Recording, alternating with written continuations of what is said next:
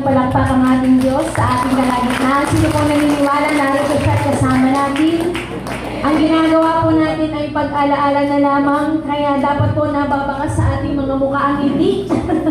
Sapagkat ang kanya pong mga salita ay tapos na at naganap na, ngunit kay sarap pong alalahanin sapagkat ito po ay patungkol sa bawat isa sa atin. Tayo po muna ay manalangin. Aming Diyos, aming Ama, salamat po sa pagkakataong ibinigay mo na sa panahon ito, O Diyos. Amin po inaalala, Panginoon, ang iyong mga wika, Panginoon. Salamat po na ang mga wika mong ito ay hindi na patungkol sa iyong sarili, na kahit nandoon ka sa pagdurusa at paghihirap, kami po ang nasa isip at puso mo. At ngayong hapon, hayaan niyo pong mahayag ang bawat wika na ito, Panginoon, na magbigay inspirasyon, kalakasan, Panginoon, pagpapanibagong kaisipan sa bawat isa sa aming pagpapatuloy. Basbasan niyo po kami ngayong hapon sa pangalan ni Jesus. Amen. Amen. Sige po.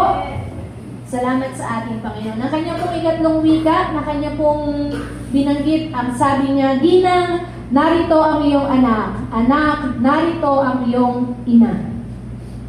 Isa po sa pinakamagandang wika ng ating Panginoon, ngunit sabi niya ay challenging na ibahagi. Ano kaya ang nais ng ating Panginoong iparating na sa gitna ng kanyang paghihirap ay naalaala niya ang kanyang ina? Sino po dito na buhay pa yung kanyang ina? Palakpakan po natin ang Panginoon.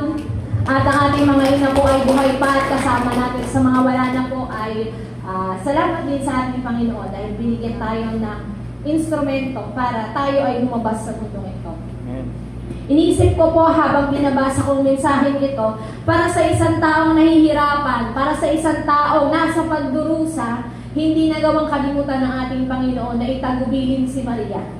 Alam naman po natin na si Maria ay kasangkapan lamang at hindi talaga tunay na ina. Ngunit kinailangan si Maria para maganap ang propesiya mula sa Old Testament para ang tagapagligtas ay magkatawang tao nga.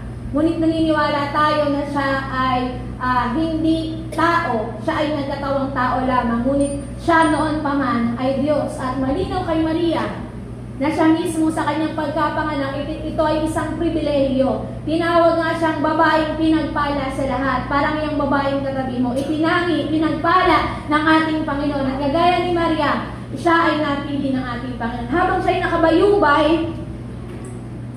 nakita niya nasa kanyang paahan ang kanyang ina. Kaya ang sabi niya sa kanyang alagad, sabi niya, Gina, Maria, narito ang iyong anak. Anak, narito ang iyong ina.